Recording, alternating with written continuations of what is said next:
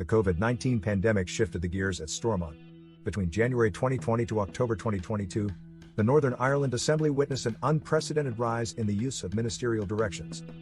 69 directions were issued in this period, with a staggering 51 related to the COVID-19 pandemic alone. But what is a ministerial direction? These are formal commands given by ministers, instructing their permanent secretaries to proceed with a financial plan, even when there are objections. An Audit Office report highlighted that a whopping £1.4 billion was released as a response to the pandemic using these directions. To put things in perspective, since 1998, only 105 ministerial directions have been issued in Northern Ireland. This means that nearly two-thirds of all directions were made in the last 2.5 years. Directions can be issued when concerns arise in areas like legality, procedural breaches, or even if there's poor value for money. Typically, they signify a difference in opinion between a permanent secretary and their departmental minister.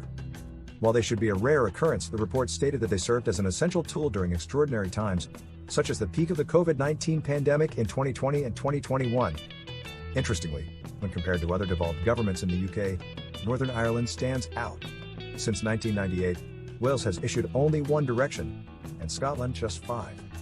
Dornia Carville, Northern Ireland's Comptroller and Auditor General, underscored the importance of these directions as a control mechanism.